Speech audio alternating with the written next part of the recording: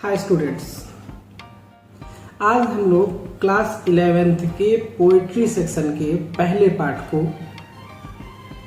जिसका नाम है मर्सी, उसको पढ़ने जा रहे हैं। मर्सी विलियम शेक्सपियर के द्वारा रचित एक शॉर्ट पोयम है, जिसमें दया की विशेषताओं के बारे में विस्तार से बताया गया है। यह पोयम विलियम शेक्सपियर के द्वारा लिखे गए एक famous comedy drama the merchant of Venice का एक छोटा सा हिस्सा है। अब इस कहानी में 4 मुख्य कैरेक्टर हैं: एंटोनियो, बेसानियो, पोर्सिया और साइलॉक। संक्षेप में कहानी कुछ इस तरीके से है कि एंटोनियो साइलॉक से कुछ पैसे उधार लेता है, लेकिन वो पैसा वो समय से चुका नहीं पाता है।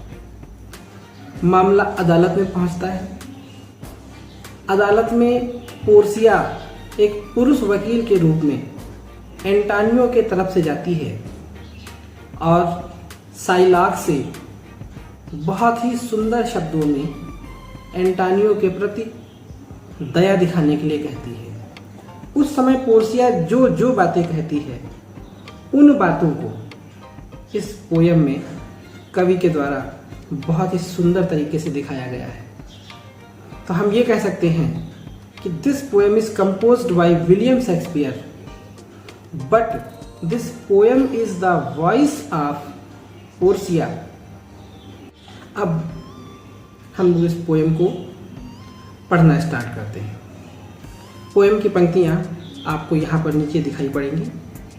अगर आपके पास किताब नहीं है तो भी आप आराम से इन पंक्तियों को देखते रहिए और पोयम को समझते रहिए। पहली पंक्ति है, the quality of mercy is not strained. Quality, विशेषता, ऑफ मर्सी, दया की, इज माने है, नॉट माने नहीं, स्ट्रेन्ड माने होता है मजबूर करना, बाध्य करना। अब अभी आप किसी के पास जाइए और डंडा लेकर के उससे कहिए कि ओए दया दिखाओ, नहीं तो तेरा सिर फोड़ दूंगा। क्या वो दया दिखाएगा? मार पीट करके भगा देगा। तो दया की ये विशेषता नहीं है। दया कभी किसी को मजबूर करके नहीं हम ले सकते हैं। तो दया की सबसे पहली विशेषता यही है कि दया किसी को मजबूर करके नहीं हासिल की जा सकती है। The quality of mercy is not strained. दया की विशेषता नहीं है कि हम किसी को बाध्य करके उससे प्राप्त करें। इट ड्रॉप्थ, देखो TH लिखा है ड्रॉप में, लेकिन हम जितने भी TH आएंगे उनको S या ES कह करके पढ़ेंगे। लैंग्वेज का डिफरेंस रहता है, इस वजह से सेंस यही है S या ES का, इसलिए आगे से इस बात को आप सभी लोग ध्यान रखेंगे। It drops as the gentle rain from heaven upon the place beneath. Drop, टपकना, जेंटिल रेन, धीमी धीमी वर्षा, फ्रॉम हेवन। पोएट्री में हेवन का हमेशा से अर्थ होता है आकाश। अपॉन, ऊपर, द प्लेस, स्थान, बीनीथ मतलब नीचे। अब ऊपर आकाश है तो नीचे क्या हुआ? पृथ्वी हुई, धरती हुई।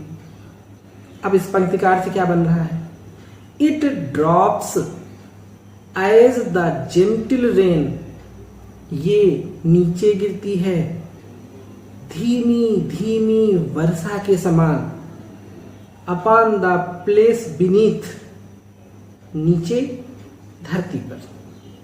यह नीचे धरती पर धीमी वर्षा के समान गिरती है। जिस प्रकार से धीमी धीमी वर्षा बड़ी मनमोहक होती है, बहुत अच्छी लगती है, उसी प्रकार से ये दया होती है, जो लोगों को बहुत ही सुंदर प्रतीत होती है, वैसी ही जैसी मध्यम और धीमी वर्षा होती है। It is twice blessed. Twice two से बना है, ट्वाइस माने दोहरा, ब्लेस्ड वरदान। इट इज ट्वाइस ब्लेस्ड, यह दोहरा वरदान है। It blesses him that gives, यह ब्लेसेस प्रसन्न करती है, हिम उसे, दैट गिव्स जो देता है, अर्थात जो व्यक्ति दया करता है उसे भी दया करके प्रसन्नता का अनुभव होता है। एंड हिम और उसको भी, दैट टेक्स जो प्राप्त करता है। दया का सबसे बड़ा गुण यही है, ये दया करने वाला उसे भी बड़ी प्रसन्नता होती है कि देखो हम कोई अच्छा कार्य कर रहे हैं। और जिसके साथ दया की जाती है निश्चित रूप से वो भी प्रसन्नता का अनुभव करता है, खुशी का अनुभव करता है कि किसी ने उसकी सहायता की। इसलिए दया एक दोहरा वरदान हो गया, दया करने वाला भी खुश, दया को प्राप्त करने वाला भी खुश। टिस शब्द पे ध्यान दीजिएगा, TIS। अगर हम इसमें H बढ़ा दें टी के बाद तो ये बन जाएगा दिस, और अगर हम टी हटा दें तो क्या हो जाएगा, इज। यानी दिस और इज को आपस में जोड़ा गया है और तब बनाया गया है टिस, अर्थात यह है। हम इसको रियल सेंस में दिस इज मान करके पढ़ेंगे। तो TISS mightiest in the mightiest, ये बहुत बढ़िया लाइन है, समझने वाली है। माइटीएस्ट, माइटी मानी होता है शक्तिशाली, माइटीएस्ट माइटी की सुपरलेटिव डिग्री है। अब इसको दो बार प्रयोग किया गया है, mightiest in the mightiest. Grammar का एक नियम याद कीजिए, अगर किसी एडजेक्टिव में द लगा दिया जाए तो वो कॉमन नाउन बन जाता है। जैसे पुअर माने गरीब व्यक्ति, एडजेक्टिव है।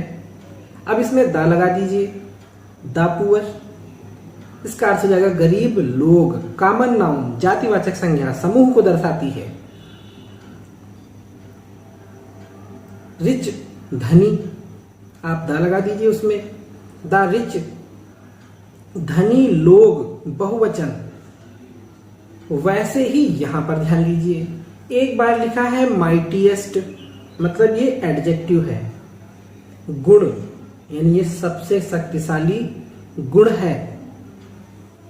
इन द माइटीएस्ट, इस बार माइटीएस्ट के पहले द लग गया, अर्थ क्या होगा, सबसे शक्तिशाली लोग।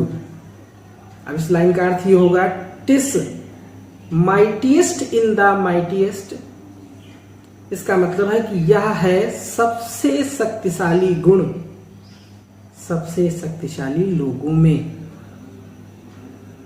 यानी दया सबसे ताकतवर लोगों का सबसे ताकतवर गुण होता है। इट बिकम्स, यह हो जाती है। द थ्रॉन्ड, थ्रॉन माने सिंहासन होता है, थ्रॉन्ड मतलब हुआ सिंहासन पर बैठा हुआ, मोनार्च माने हुआ राजा। It becomes the throned monarch better than his crown.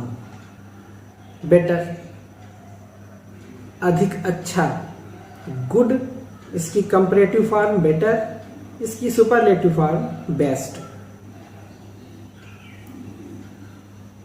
Better माने अधिक अच्छी, तुलना की जा रही है, काहे से, देन हिज क्राउन, क्राउन जो सिर के ऊपर मुकुट होता है।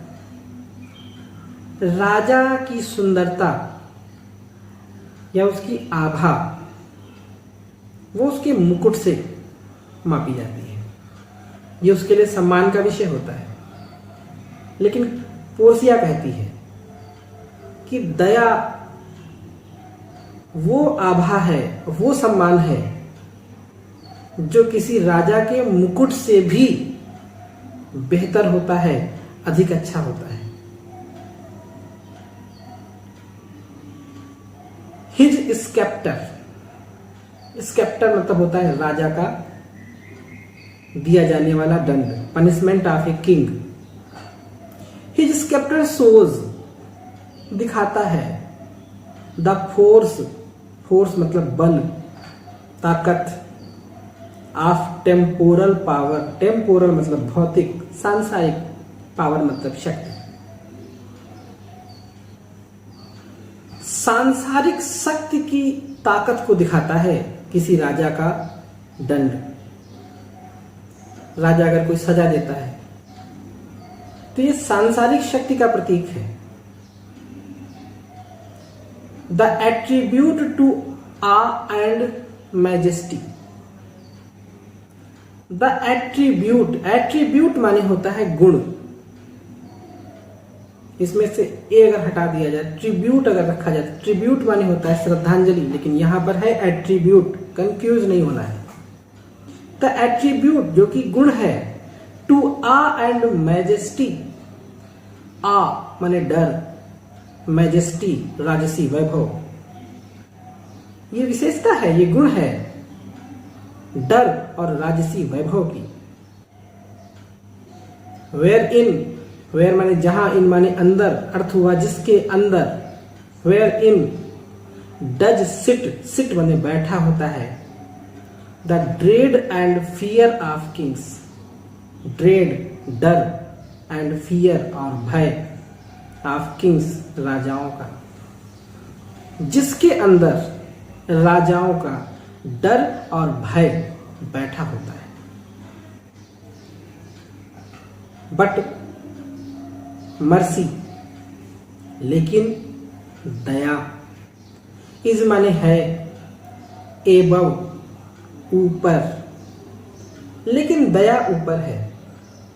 दिस इस स्कैप्टर्ड सत्ताधारी स्व शासन, लेकिन दया इस सत्ताधारी शासन से ऊपर है। इट इज इनथ्रॉन्ड, एनथ्रॉन्ड पाई जाती है, मौजूद होती है। In the hearts of kings, it is enthroned, ये मौजूद होती है। इन द हार्ट्स माने दिलों में, ऑफ द किंग्स माने राजाओं के, यह राजाओं के दिलों में पाई जाती है। ये राजाओं का गुण है। इट इज एट्रीब्यूट, यह विशेषता है, गुण है। एट्रीब्यूट माने गुण या विशेषता।